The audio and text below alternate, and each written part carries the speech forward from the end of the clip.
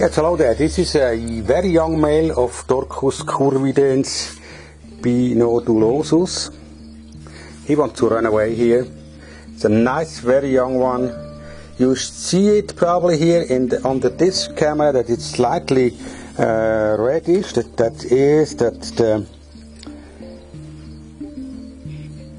the skin is not hardened yet completely to this jet black color, so it's slightly reddish, so that is not yet finished stage of Dorcus curvidens. So he wants to run away.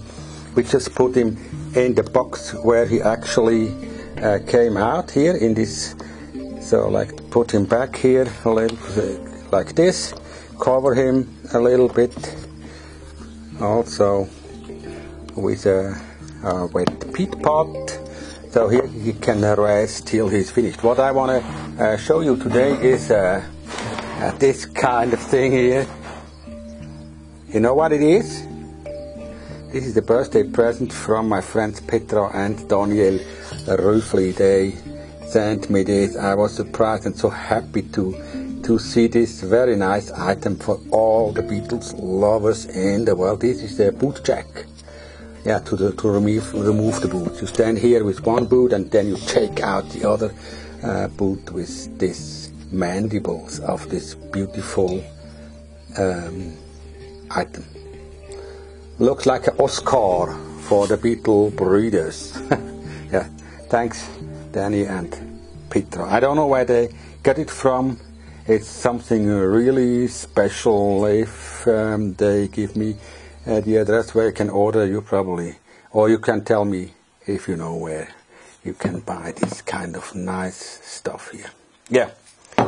Alright, what we do is Dorcus curvidens. I have, if you go to the German playlist of Dorcus curvidens, you will see the first part of this video. I already took out one male pupa, one pre-pupa, and one larva that is still in development. I have some other boxes, especially this one I want to open. It was an L3 around 3 months ago. It's a pretty big one, and now I want to see what happened to this kind of larva, because I've seen from outside that it already is a pupa, but I'm afraid that because the substrate is a little bit too dry, this pupal chamber could collapse and then the pupa would die if we don't pay very much attention. So, and I think it's a pretty big pupa, so I want to save this. Don't lose it.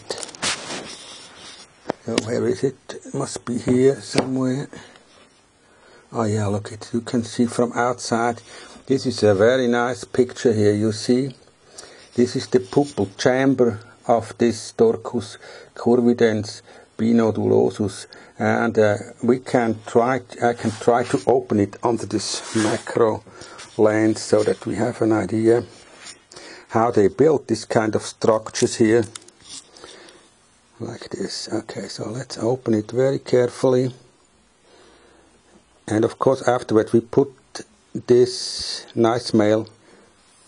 Yeah, this is it. Okay, so that's, you see that it's moving around, and it's a beautiful and pretty big male of Dorcus curvidens binodulosus.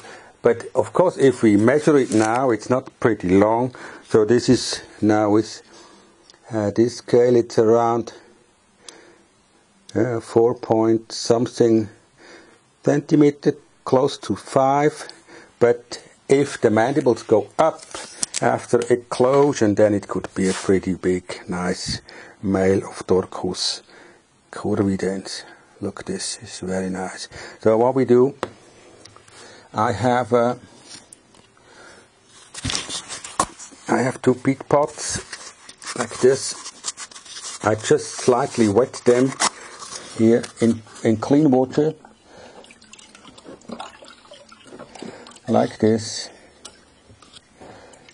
and then we put the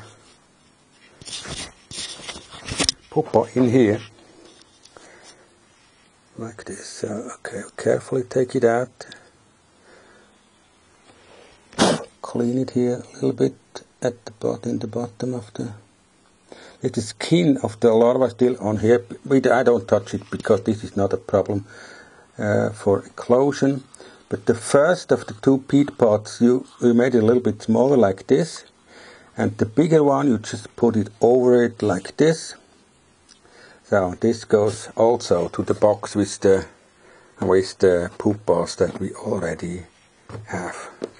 And as you see, it already has compacted the substrate, but because it's a little bit too dry, it's not very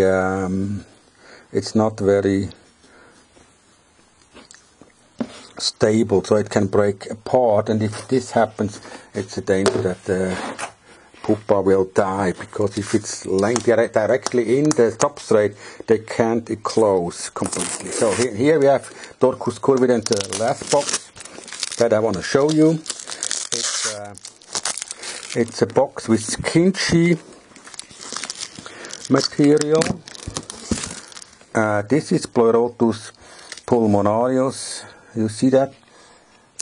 Or, yes, I think it's pulmonarius. This is now slightly more wet, but I don't see any traces of larvas or pupas. So let's have a look what happened here, whether we find them, or if they are just developing. Oh, here's a larva. Yeah, not a very big one.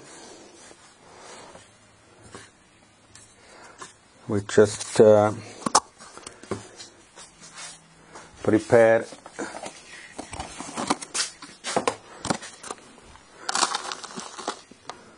container for that larva so that it can finish the development here in this. Then we go on looking for the other larvas here. The kinchy looks very fresh. No, it's from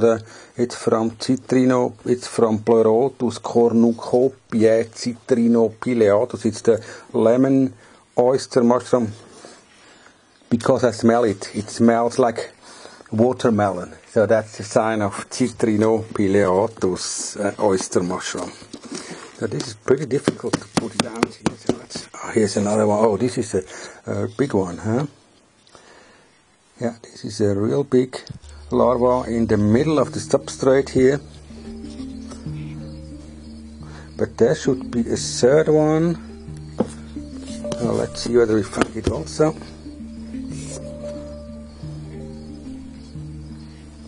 Oh, here, yeah, this one. So they are not yet finished with their development. So what we can do, and it has no earthworms in here, so that's a good sign that we can just place back the material. And then, look, here's the larva of Dorcus curvidens. Yeah, and we just place them back like this, compress the material a little bit. So this is pretty nice. And 2 larvas, that's not a problem for them. In this 5-liter box, they have enough space to finish their development. And I would say the third one I keep separately, because this is a little bit smaller, and that the big ones can be. So this one is how long? Now you here see the scale. It's about 6 centimeters, so probably this is a male. Let's put it back here.